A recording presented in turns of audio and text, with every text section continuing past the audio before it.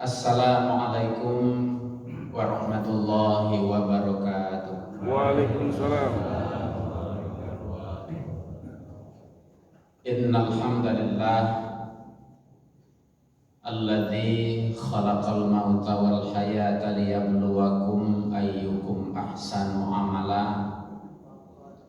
May yahdillahu fahuwal muhtad wa may yudlil falan tajida lahu waliyyan mursyida.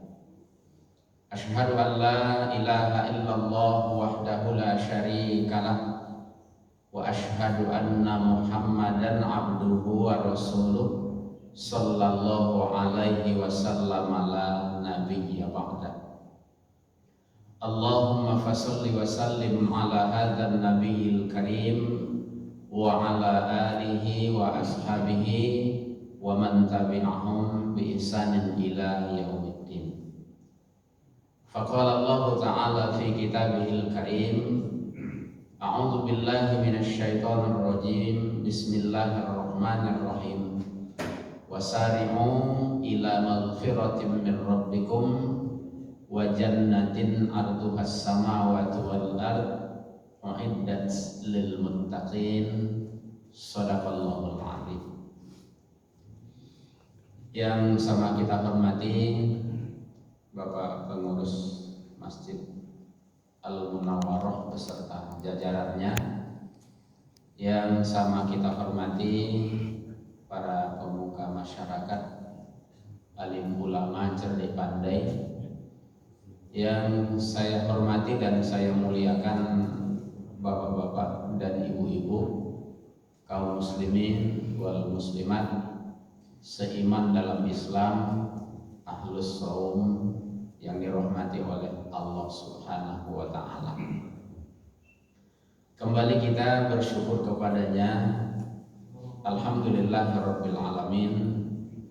Kita sudah berada di pekan ketiga bulan Ramadan 1443 Hijriah.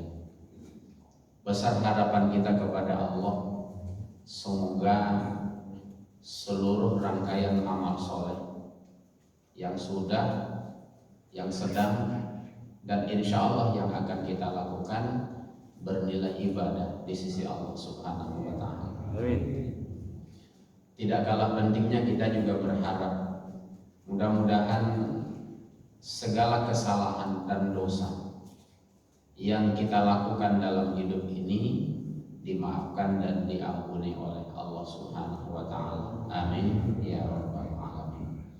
Kemudian bersolawat kita kepada Nabi Muhammad dengan membaca Allahumma sholli ala sayyidina Muhammad wa ala ali sayyidina Muhammad. Syafaat beliau sesuatu yang kita butuhkan di yaumil mahsyar nanti. Nah, oleh sebab itu, sebagai bukti keseriusan kita untuk mendapat syafaat beliau, mari sama-sama kita berupaya mencontoh dan mengikuti bagaimana cara beliau menggunakan Islam sebagai agama, menggunakan Al-Quran sebagai panduan dalam menjalani hidup dan kehidupan. Karena dengan cara ini insya Allah akan memberikan izin kepada beliau, memberikan syafaatnya kepada kita di yaumil mahsyar nanti. Bapak dan Ibu seiman dalam Islam yang dirahmati Allah Subhanahu wa ta'ala, kita lanjutkan kembali kajian kita pada hari Ahad yang lewat, yang insya Allah barangkali kalau tidak semuanya, sebagian kita masih ingat temanya ya Pak. Masih ingat Bu? Iya, sebagian ingat, sebagian lupa. Itu hal yang wajar saja. Sebagai manusia itu bukan hal yang luar biasa, itu biasa.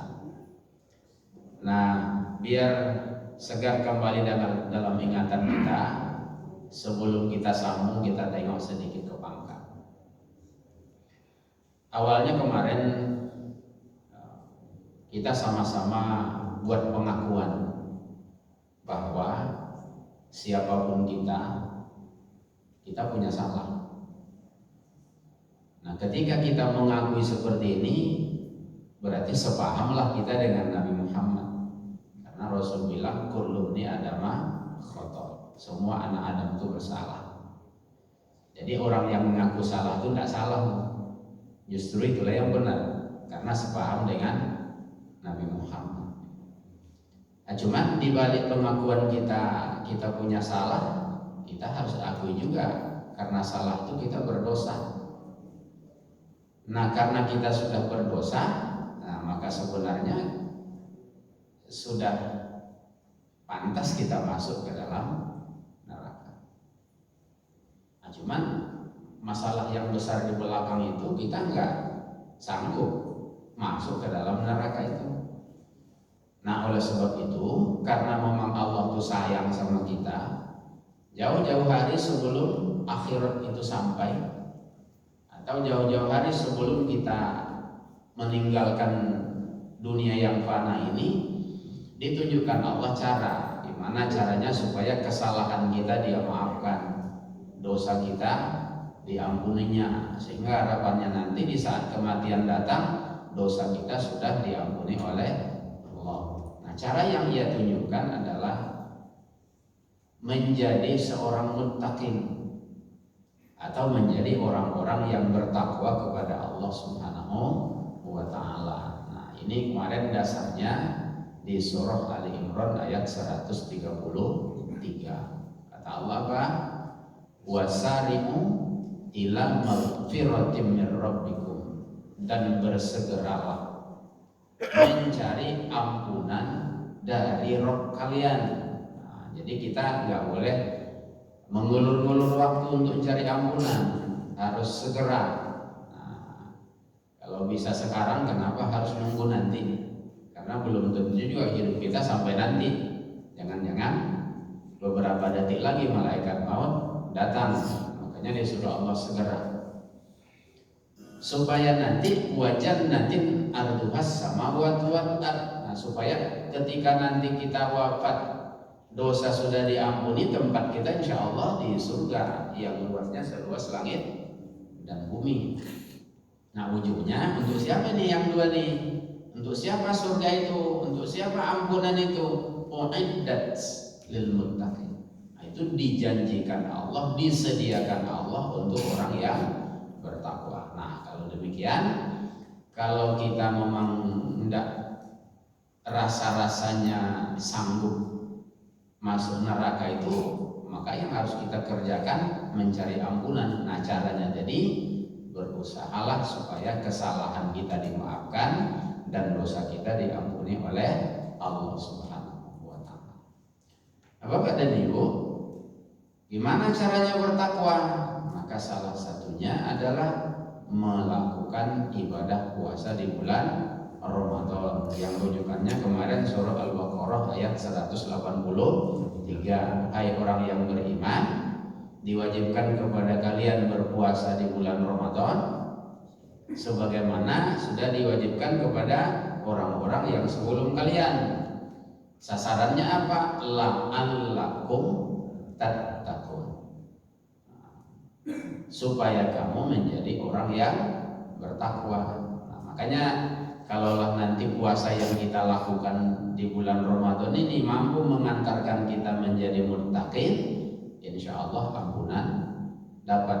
Sebagaimana janji Rasulullah, Innallaha azza wa jalla farada shiyam Ramadan. Sesungguhnya Allah azza wa jalla wajibkan puasa di bulan Ramadan. Wasanantu qiyamahu, aku sunnahkan menegakkan malamnya. Itu makanya tarawih kita, witir kita, tadarus Al-Quran kita, entah tadarusnya membaca saja atau tadarusnya itu langsung mengkaji isi dan kandungan yang ada di dalam Al-Quran itu.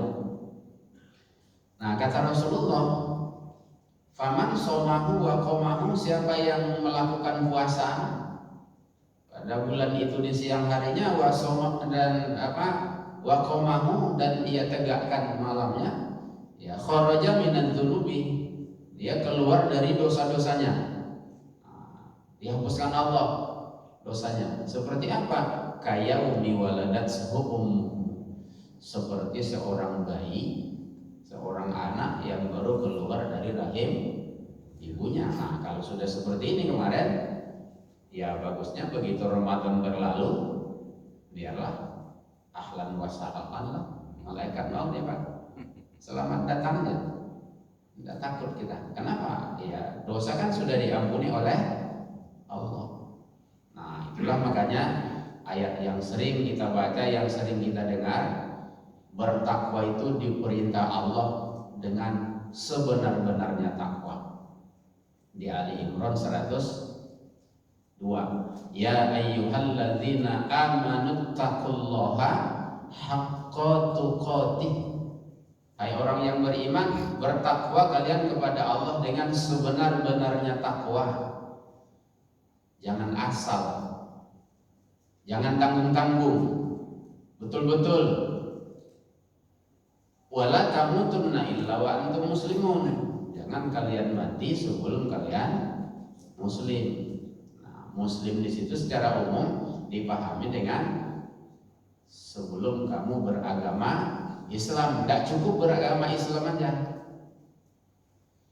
Nah, nanti kalau hanya dengan sebelum kamu beragama Islam, yang kita pahami punya KTP Islam, terlampau mudah. Makanya kalau di surah Al-Baqarah ayat berapa? 208, ya ayyuhalladzina amanu dkhulu fis-silmi kafah. Hai orang yang beriman, masuk kalian ke dalam Islam itu secara keseluruhan. Yang disuruh masuk Islam di situ bukan manusia, Pak. Panggilannya bukan ya ayyuhan nas, tapi ya ayyuhalladzina. Udah ngaku beriman dia, sudah diikrarkannya asyhadu an la ilaha illallah wa asyhadu anna muhammadar rasulullah, disuruh masuk ke dalam Islam itu secara keseluruhan. Ini ada gambaran bahwa setelah orang beriman tapi menerapkan Islam itu tidak keseluruhan. Sebagian barangkali dipakai, sebagiannya enggak.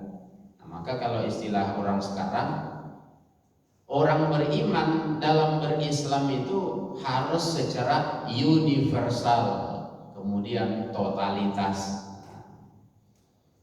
Apa bedanya universal totalitas? Kalau universal itu secara keseluruhan. Misal, dalam kehidupan kita itu ada 4 bidangnya, A, B, C, D.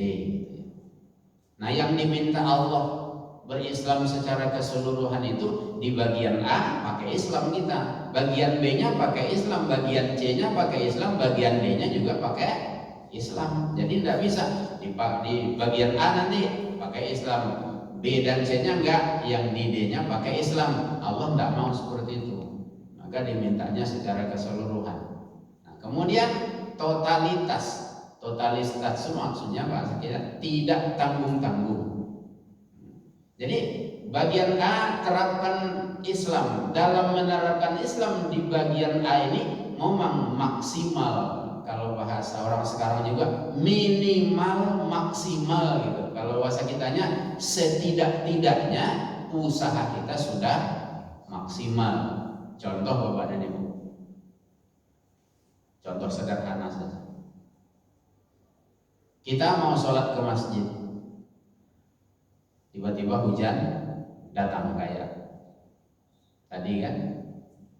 Sebetulnya kalau orang mau ke masjid kemudian turun hujan, kan ada rukhsah, ada keringanan. Boleh nggak ke masjid?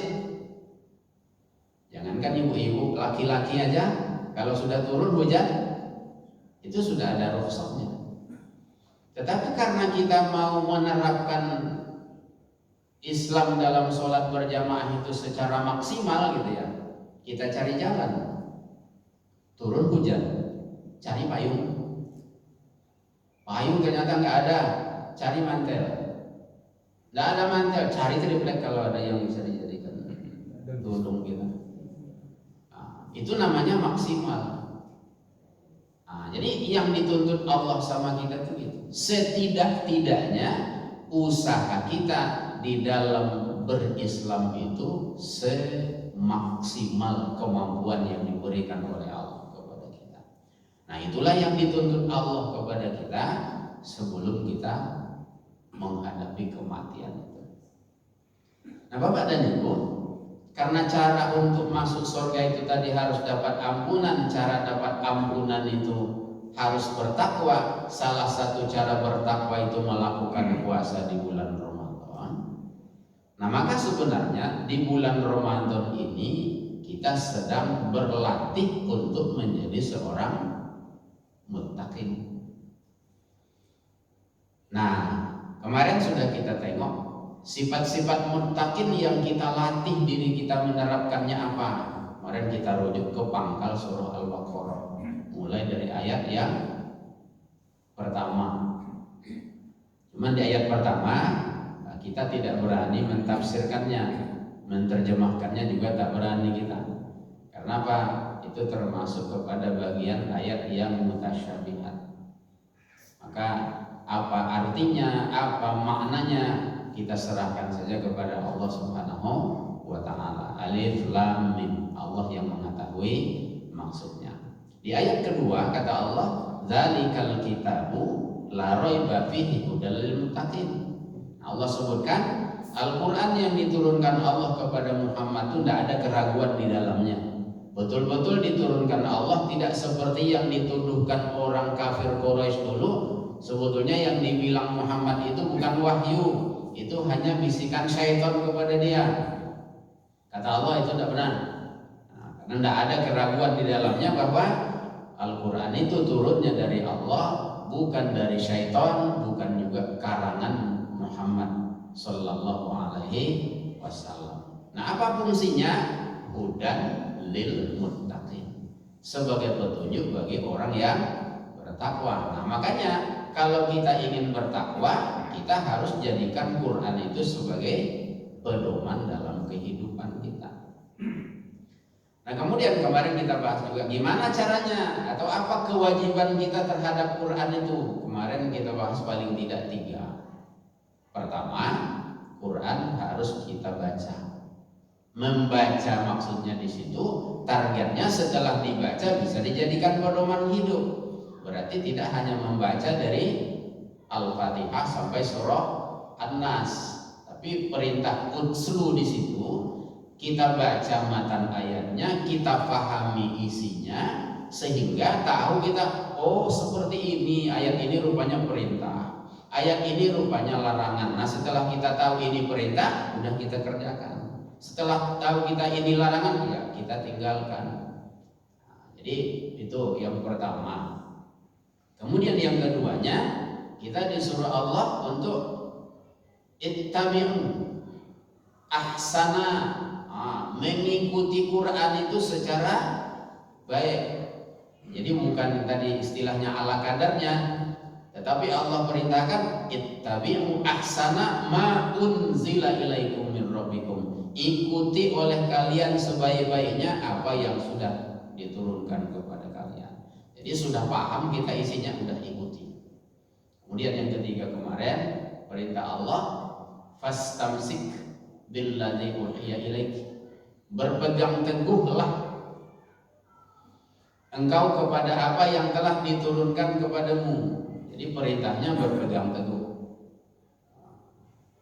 Kalau kita ibaratkan menggigit kemarin, gigitnya itu pakai gigi geraham. Jadi kalau kita menggigit barang pakai gigi geraham, 2 aja kemungkinan, Pak. Kalau tidak barang itu yang patah, gigi kita yang tanggal baru lepas. Kalau barangnya tak patah, gigi kita tak tanggal, tidak akan lepas barang itu. Seperti itulah mestinya kita berpegang teguh kepada ajaran Islam tadi. Nah, akhirnya di surah Az-Zukhruf ayat 44 itu kata Allah, innahu ladzikrul laka. Nah, sesungguhnya Quran itu diturunkan sebagai peringatan bagimu, waliqaumika, dan peringatan bagi kaummu. ujung-ujungnya nanti di akhirat wasaufa tus'alun, akan diminta pertanggungjawaban kita oleh Allah Subhanahu wa ta'ala. Iya betul sudah kita pahami, nanti di akhirat tanggung jawab. Apa betul sudah kita ikuti yang sudah kita pahami itu, tanggung jawab kita. Apakah betul-betul sudah berpegang teguh kepada Quran yang sudah kita pahami itu, tanggung jawab juga kita. Nah kalau sudah di hadapan Allah diminta tanggung jawab kita, itu tidak ada bisa dimanipulasi. Karena apa? Catatan malaikat itu takkan meleset. Jangankan satu kata, satu titik pun takkan meleset catatan malaikat. Nah Bapak dan Ibu yang dirahmati Allah, itu yang pertama. Yang kedua, kita lanjutkan. Orang yang bertakwa itu alladzina yu'minuna bil ghaib. Orang yang bertakwa itu yakin bahwa yang gaib itu ada. Jadi bukan hanya yang nyata yang ada, yang gaib juga ada. Sebagai orang bertakwa kita yakin itu.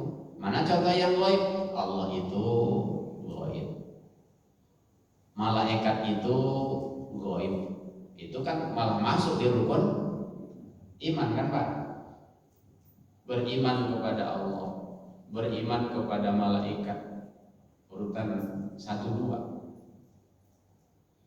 Nah, cuman beriman kepada Allah dan malaikat itu kan bukan sebatas yakin Allah itu ada, yakin malaikat itu ada, yakin, tidak sebatas itu. Tapi yakinnya orang bertakwa itu membawa pengaruh pada kehidupannya. Nah, gimana pengaruhnya? Kita ambil contoh saja. Kalau kita yakin Allah itu ada, kita kan harus yakin sifat-sifatnya. Salah satunya Allah itu punya sifat sama, maha mendengar. Allah itu punya sifat basar, maha melihat. Berarti setiap apa yang terdetak saja dalam hidup ini itu didengar oleh Allah. Setiap apa saja yang ada di alam ini berarti dilihat oleh Allah. Itu kalau kita tengok dari sifat. Tengok dari Asmaul Husnanya. Contoh, Allah itu Al-Alim, maha mengetahui. Apa saja yang diketahui Allah, Alimul Ghaibi wasyahadah. Yang ghaib Allah tahu, yang nyata Allah tahu. Apa contoh yang ghaib dalam hidup kita? Yang orangnya bisa kita lihat, tapi pada dia ada sesuatu yang tak nampak. Berarti bukan bagian dari jasad, apa Pak? Jalan pikiran kita. Orang kan tidak bisa baca. Apa niat kita? Orang juga nggak bisa baca. Tapi Allah, apa yang sedang kita pikirkan sekarang? Allah tahu. Apa yang sedang terbetik dalam hati kita sekarang? Allah tahu. Nah ini nanti Bapak dan Ibu berpengaruh kepada kehidupan kita. Misal tadi begitu saya sampai di teras, saya selama ini tidak tahu kalau di teras itu ada CCTV. Tahu ya Pak? Tapi begitu nengok ke atas tadi, ada CCTV rupanya. Menjelang sholat nengok pula ke depan, banyak ada pula CCTV di depan. Berpengaruh tidak kepada kita tuh? Berpengaruh Pak. Jadi salah tingkah kita.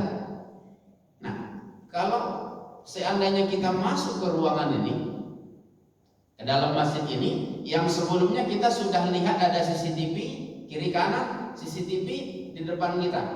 Tiba-tiba di lantai itu nampak duit 100.000. Duit itu bukan duit kita. Kira-kira berani tidak kita masukkannya ke saku kita? Tak berani kita Pak, walaupun orang tak ada di sekeliling kita. Kenapa? Orang memang tak lihat, tapi CCTV ada, akan kelihatan nanti duit siapa yang tercecer di situ, siapa yang ngambilnya, kapan diambilnya, tanggal-tanggalnya pun, tanggal berapa, hari apa, bahkan pekan keberapa, detiknya ada tertera di dalam komputer tadi. Nah itulah mestinya yang terbawa dalam kehidupan kita. Inilah yang kita latih di bulan Ramadan ini. Nah, sehingga nanti kita menjadi orang yang jujur, Pak. Orang bertakwa itu kan tidak butuh pengawasan orang. Karena apa?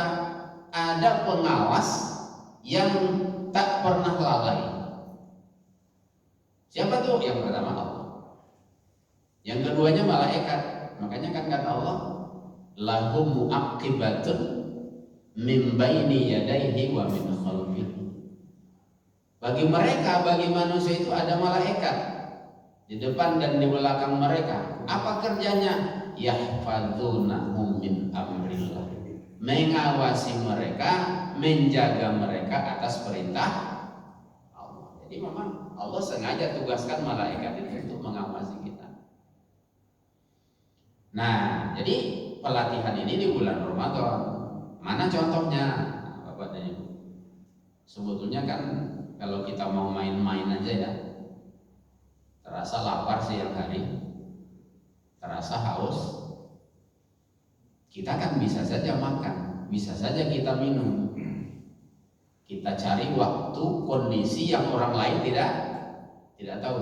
Orang lain mungkin entah orang rumah kita, entah anak, entah cucu, entah menantu sedang tidur semua. Nah, kita pergi ke belakang, minum diam-diam. Orang nggak tahu, tapi kan kita nggak berani, Pak. Kenapa tak berani? Kenapa tak berani gitu? Ada CCTV. Kita yakin ada Allah melihat kita. Kita yakin malaikat mencatat. Tidak berani kita. Nah, inilah yang mau kita terapkan nanti setelah Ramadan berlalu. Nah, kita latih diri kita, Pak.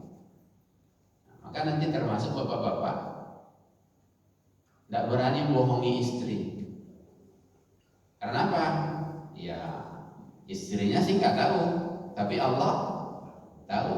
Ibu-ibu pas nyuci kain suami ternyata nampak jumpa duit di saku celana 100.000. Bapaknya lupa nih. Lumayan 100.000. Ya, belikan ke bawah lumayan juga. Tapi kalau duit itu bukan diperuntukkan untuk ibu, jangan diambil. Jangan ambil. Kecuali sudah diperuntukkan memang untuk istri. Nah, jadi akhirnya kita menjadi orang yang jujur. Nah, bagi orang yang bekerja di kantor, mungkin seperti itu juga akhirnya tuh. Masuk jam 7, pulang jam 5. Memang jam 7 masuknya, memang jam 5 pulangnya. Kenapa? Ya bukan takut dipecat, bukan takut sama bosnya. Kenapa? Masuk jam 7, pulang jam 5 itu kan dibayar. Nah, dia khawatir nanti kalau dia masuk asalnya jam 7 tapi masuk jam 7.30, pulang harusnya jam 5 tapi pulangnya jam 4.30 gitu ya. Khawatirnya kehalalan hasil dari pekerjaannya itu justru bermasalah di hadapan Allah Subhanahu wa ta'ala. Nah, itu yang kita terapkan. Jadi jujurlah dalam hidup, jujur kepada diri sendiri, jujur kepada orang-orang yang di sekitar kita, karena punya pemahaman Allah itu alimul ghaibi wasyahadah. Bisa dipahami, Bu? Ya, alhamdulillah. Baik, kita lanjut. Nomor berapa lagi, Bu? Nomor berapa lagi, Pak? Nomor 3. Ingat aja pangkal surat Baqarah. Yang ketiga, wa yuqimunas shalah. Orang yang takwa itu yuqimunas shalah. Allah tidak menggunakan kata amilah, tidak menggunakan kata mengerjakan, tetapi qoma yaqumu, menegakkan. Sesungguhnya berbeda, Bapak dan Ibu. Kalau nanti bahasanya mengerjakan, cukup kita isi syarat dan rukun sholat. Nah, rukun sholat berapa? Ya, yang kita pahami dalam keseharian kita 13. Nah, jadi kalau mengerjakan sholat cukup penuhi syarat, penuhi rukun, ya sudah terlaksana. 5 kali sehari semalam 17 rakaatnya gitu ya. Tapi apakah orang yang sudah mengerjakan sholat itu sudah termasuk kepada menegakkan sholat? Belum tentu juga. Sebab orang menegakkan sholat nanti sasaran sholat itu tercapai. Apa sasaran sholat? Tanha anil fahsya'i wal munkar. Nah, kalau sholat yang 5 waktu yang kerjakan, di luar sholat pekerjaan yang keji, pekerjaan yang mungkar jauh dari dia. Nah, berarti dia orang menegakkan sholat. Tapi kalau sholat dikerjakan juga bohong, ya juga. Nah, ini mengerjakan aja, tidak menegakkan ini. Kalau kayak ibu-ibu sholat 5 waktu dikerjakan juga, aurat nggak ditutup, keluar rumah misalnya, nah, itu kan tidak juga menegakkan sholat. Nah, sholat dikerjakan, bini dibohongi juga, Anda menegakkan sholat juga namanya Pak. Nah, sholat dikerjakan, suami dimarah-marahi juga, nah, itu tidak menegakkan sholat dulu. Itu mengerjakan sholat namanya. Nah, yang dikhawatirkan dalam sholat yang kita kerjakan itu kita berbohong kepada Allah. Kenapa? Karena kalau saya memahami kepada ibu, waktu sholat itu kita kan berjanji itu kepada Allah, bersumpah kita kepada Allah. Paling tidak pada 3 tempat gitu ya. Waktu iftitah, sumpah. Waktu Fatihah, sumpah. Waktu tahiyat, sumpah lagi. Kalau nggak salah orang Munawarroh ini iftitahnya rata-rata pakai wajah tadi, ya Pak. Sumpah tuh Pak. Wa mahyaya wa mamati, untuk siapa? Tidak tanggung-tanggung sumpahnya itu. Sesungguhnya hidupku matiku untuk Allah. Nah, di luar sholat hidupnya untuk siapa? Untuk Allah apa untuk lakinya? Atau untuk bininya? Untuk Pak Lurah yang menggaji. Itu Pak, bahaya. Kalau dalam sholat kita bilang hidup dan matiku untuk Allah, di luar sholat ternyata yang kita ikuti hawa nafsu kita. Tidak masuk kita di golongan orang muttaqin tadi. Karena orang muttaqin dalam hidupnya kan mengikuti apa maunya Allah, bukan mengikuti apa maunya dia. Nah, mana contohnya dari itu? Kita bawa ke puasa Pak. Di saat kita lapar, di saat kita haus, maunya kita ngapain? Makan, minum. Tapi kalau sedang puasa maunya Allah apa? Enggak boleh. Berarti kita belajar mengikuti maunya Allah, bukan belajar mengikuti maunya kita. Bagi ibu-ibu, Pekanbaru panas, pakaiannya maunya gimana? Nah, buka tenda, ya Pak, jilbab dibuka, baju pendek, maunya seperti itu. Tapi apakah Allah bolehkan seperti itu? Enggak. Nah, jadi makanya kalau memang hidup dan mati kita untuk Allah, contoh saja lah Pak ya, dalam kehidupan kita tengok. Karena kita ini kan mantan anak muda semua. Mantan anak muda kan udah pada tua-tua ya Pak. Udah ada yang punya menantu, udah punya cucu. Udah punya cucu Pak? Udah. Kan mantan anak muda namanya itu Pak. Nah, cuman mungkin masih ada yang berjiwa muda aja, asal jangan salah arah. Waktu muda-muda mungkin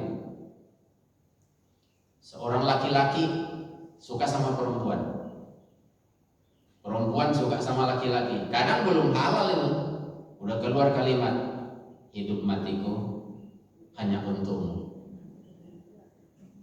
Pernah gitu nggak Pak? Bu, kalau bahasa orang Pangkinang apa? Just for you.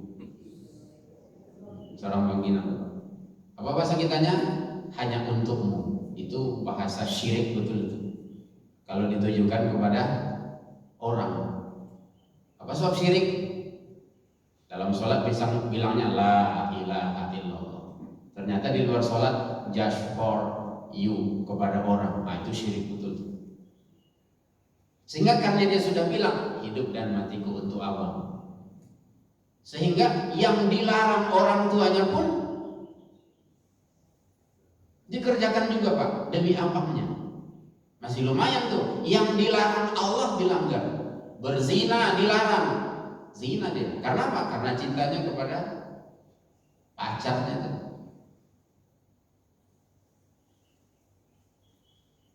Gak tahu nih, ada kita yang mantan berzina sini tak siapa. Kalau ada tahu bakal kita Pak, yang pernah nyolong, nyuri gitu ya, pernah nipu orang, taubat kita sebelum ajal datang. Nah, jadi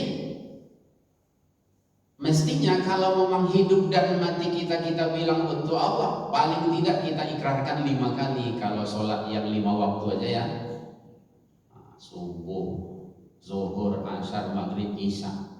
Kalau itu saja yang kita pakai doa iftitah, paling tidak 5 kali kita bersumpah mengatakan bahwa hidup dan matiku hanya untukmu ya Allah. Nah, kalau di luar sholat memang seperti itu yang kita kerjakan. Apapun yang kita buat, targetnya karena Allah. Apapun yang kita tinggalkan, meninggalkan itu targetnya karena Allah. Itu pas lagi menegakkan sholat lagi. Masuk Fatihah, sumpah lagi Pak, iyyaka na'budu. Itu dulu kalau Pak berbahasa Indonesia, dulu objeknya Pak. Makanya para ulama tafsir itu membuat pemahamannya, membuat terjemahannya hanya kepada mula. Nah, jadi kalau sudah menggunakan kata hanya, berbagi apa gimana? Hanya kepadamu, ada enggak kepada yang lain?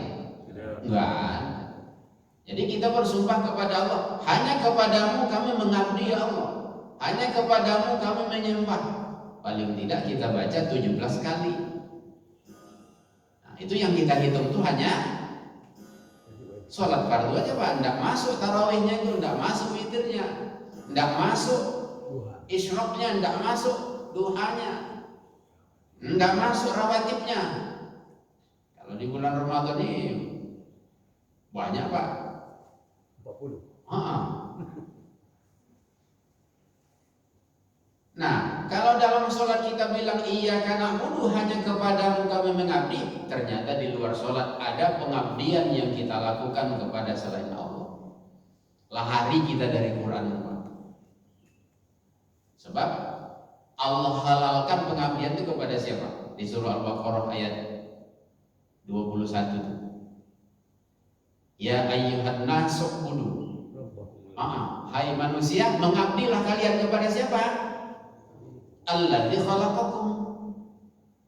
Kamu mengabdinya harus kepada siapa yang menciptakan kalian? Ngabdilah ke situ. Siapa yang menciptakan kita Pak? Allah. Ada enggak kita yang hadir ini yang penciptanya bukan Allah? Nah, kalau tidak ada, jangan mengabdi kepada selain Allah. Terkecuali ada yang menciptakan kita selain Allah. Ada yang meledak dari bambu, hadir kan? Nah, mengambil ke bambu itu. Nah, tapi kalau mengabdinya kita diciptakan oleh Allah, kata Allah mengabdinya kepada Dia. Walladzina min qablikum, dan mengabdilah kepada siapa yang menciptakan orang sebelum kalian. Kalau orang sebelum kita yang paling dekat siapa Pak? Orang tua. Siapa? Orang sebelum kita yang paling dekat orang tua kita. Itu kalau dibawa bahasa apa Pak? Bahasa Sumber, ngabdilah waang ke siapa yang menciptakan waang, siapa yang menciptakan amak juayang waang.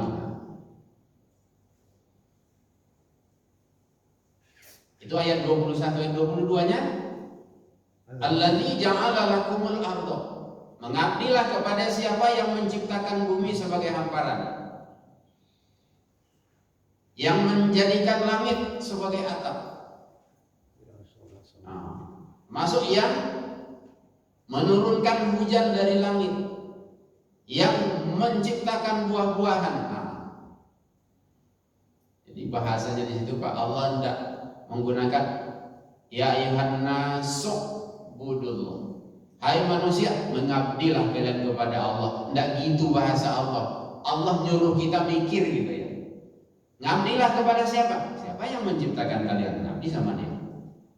Siapa yang menciptakan orang tua kalian? Ngabdi sama dia. Siapa yang menciptakan bumi tempat kalian tinggal? Ngabdi sama dia. Siapa yang menciptakan langit sebagai atap sehingga selamat kalian dari hantaman benda-benda langit karena adanya lapisan-lapisan ozon kalau pelajaran anak-anak kita di sekolah. Nah, siapa yang menurunkan hujan sehingga bumi jadi subur? Siapa yang menumbuhkan tumbuh-tumbuhan sehingga menghasilkan padi, beras, jadi nasi? Siapa yang buat semuanya? Tidak berani kita jawab selain Allah Subhanahu wa Ta'ala. Jadi kalau kita bawa kayak gitu Pak, memang tidak ada alasan kita untuk mengabdikan diri kepada selain Allah.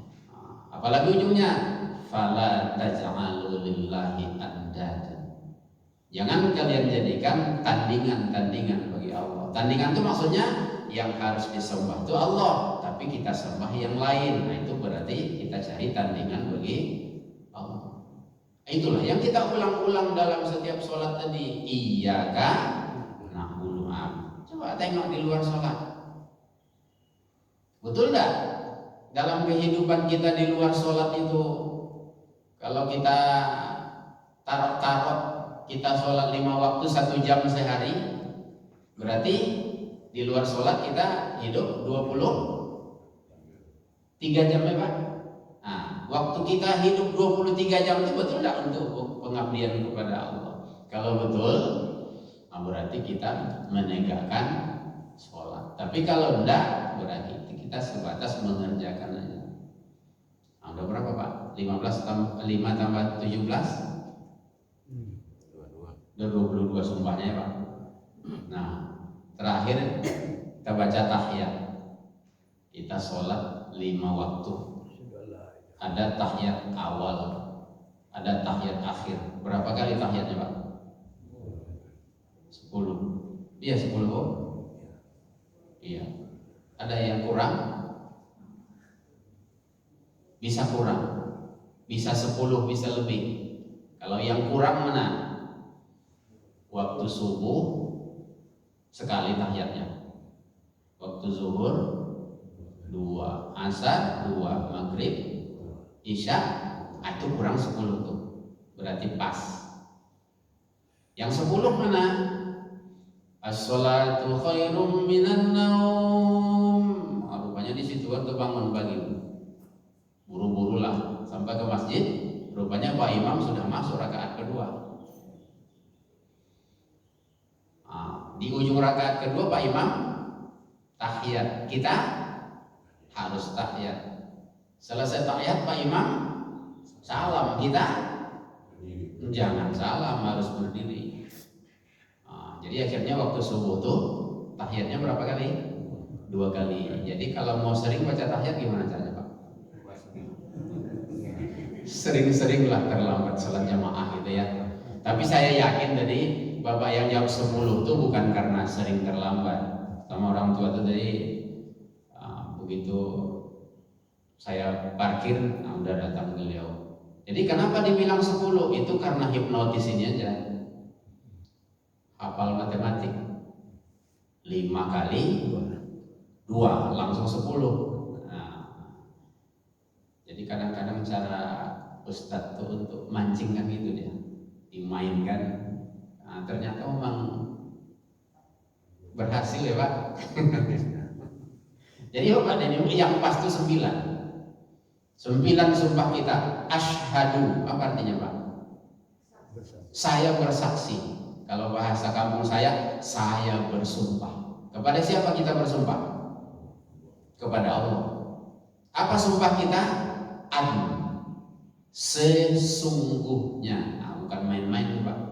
Saya berjanji, saya bersumpah kepadamu ya Allah, sesungguhnya la ilaha, tidak ada ilah, tak ada yang saya patuhi, tak ada yang saya sembah, illa kecuali Allah.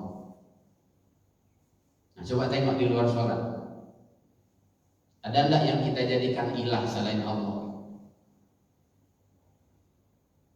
Saya yakin kalau menjadikan patung sebagai ilah dalam hidup kita tidak mungkin ini. Pakai jimat.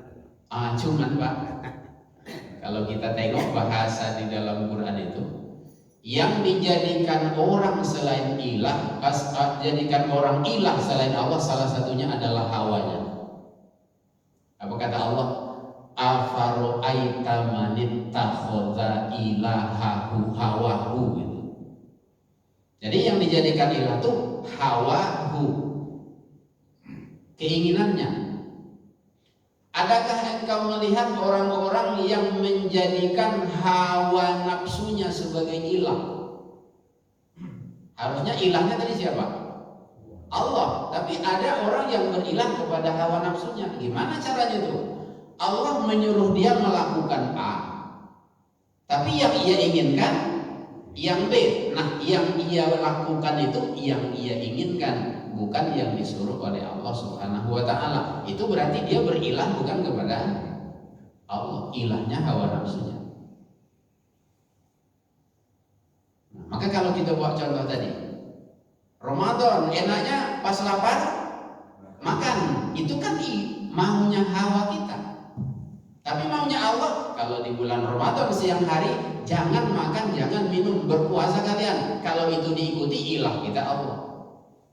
Tapi kalau makan juga siang hari di bulan Ramadan tanpa rukhsah, yang kita jadikan ilah bukan Allah lagi, tapi hawa kita. Nah, coba lu dalam kehidupan. Kalau ibu disuruh Allah tutup aurat, tutup paling tidak kan 3 ayat itu. An-Nur 31, Al-Ahzab 55, Al-Ahzab 59, paling tidak 3 tuh. Kalau itu ibu kerjakan, ilahnya Allah. Kalau ditinggalkan, ilahnya saleronya, hawa nafsunya.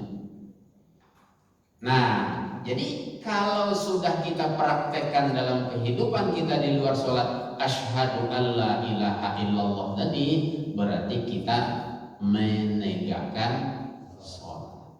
Nah, tidak sebatas mengerjakan sholat. Nah, insya Allah Bapak dan Ibu, dengan latihan di bulan Ramadan ini bisa kita terapkan yang demikian. Masih ada Pak? 7 menit. Yang keempat, alladzina, orang yang bertakwa tadi, wa mimma razaqnahum yunfikun. Orang yang bertakwa itu menginfakkan sebagian rezekinya. Nah, jadi Bapak dan Ibu, rezeki yang diberikan Allah kepada kita itu sebahagiannya sebagai seorang muttaqin harus kita infakkan di jalan Allah. Nah, kapan saja kita harus berinfak? Kalau kita tengok ke surah Ali Imran 134. Ya Pak ya. Kapan orang bertakwa itu berinfak? Yunfiquna fis sarra'i wad dharra. Sempit dan lapang. Waktu sempit dia infak, waktu lapang infak. Jadi bukan berinfak di bulan Ramadan, di luar Ramadan enggak gitu. Waktu Ramadan lapang infak, waktu Ramadan sempit infak. Di luar Ramadan lapang infak, di luar Ramadan sempit infak. Kalau di bahasa surah Al-Baqarah ayat 254 malahan kata Allah apa? Ya ayyuhalladzina amanu anfiqu mimma razaqnakum min qabli ayyatiya yaumul la bai'un fihi wala khullatu wala syafa'ah gitu. Hai orang yang beriman, infakkanlah sebagian rezeki kalian sebelum datang pada suatu hari yang waktu itu tidak lagi jual beli, tak ada lagi tolong menolong. Maksudnya sebelum mati berinfak. Baru masuk Allahu la ilaha illa huwal hayyul qayyum. Cuman yang sering kita hafal mungkin yang ayat kursinya Pak. Ya, kursinya Ya, 255-nya kan, 254 sebetulnya perintah berinfak di situ. Jadi maka berinfak itu salah satu karakter kalau bahasa orang tafsir, watak kalau bahasa orang Padang, atau sifat orang yang bertakwa kepada Allah Subhanahu wa Ta'ala. Nah, oleh sebab itu Bapak dan Ibu, sama-sama kita berupaya untuk menerapkan sifat-sifat ini secara bertahap yang sudah kita bahas. Nah, mudah-mudahan di bulan Ramadan ini memang kita betul-betul terlatih untuk menjadi orang yang bertakwa kepada Allah Subhanahu wa Ta'ala. Nah, Bapak dan Ibu yang dirahmati Allah, di akhir daripada silaturahmi kita ini, saya meminta izin Pak sama Pak pengurus sebagai realisasi dari poin keempat mungkin. Di masjid tempat saya sedang proses membangun Pak. Tidak banyak. Kami sedang cari keramik 150 kotak. Satu kotak itu 125.000. Jadi tidak mahal-mahal, sedang-sedang. Cari batu bata 10.000. Cari semen karena pekerjaan agak banyak, dicari 50 sak. Tambah kemarin upah tukang 15 juta. Jadi bagi Bapak dan Ibu nanti, mana tahu ada rezekinya yang sebagian bisa dialihkan ke Masjid Muwahhidul Ummah, Perumahan Gerapari, Rimbo Panjang kilometer 19. Kami berharap bantulah kami Pak untuk membangun masjid. Karena masjid itu memang dibangun swadaya masyarakat semua. Ukuran masjid kita itu 12 kali 15. Jadi untuk keramik lantai rencananya. Jadi untuk itu nanti saya titiplah amplop sama Pak Amir. Sengaja saya bawa tadi, mau dimasukkan ke amplop nanti silakan saja, mau di transfer ke rekening masjid juga di amplop itu sudah dibuat nomornya nanti. Yang prinsipnya sederhana saja Pak, biarlah banyak asal ikhlas ya Pak, daripada seketik menggarutu pulau kan. Jadi itu barangkali Bapak dan Ibu yang disampaikan di akhir apa kita ini, kebersamaan kita ini. Semoga Allah memberi kita pemahaman lebih baik dari apa yang disampaikan tadi, dan bisa kita praktekkan dalam hidup dan kehidupan kita, baik secara pribadi ataupun dalam kehidupan bersama di dalam bulan Ramadan maupun di luar Ramadan nanti. Demikian, terima kasih banyak atas perhatian Bapak dan Ibu semuanya. Kita tutup dengan hamdalah. Alhamdulillahirabbil alamin. Subhanakallahumma wa bihamdik, asyhadu an la ilaha illa anta, astaghfiruka wa atubu ilaik. Wassalamualaikum warahmatullahi wabarakatuh. Hanya dia boleh Pak.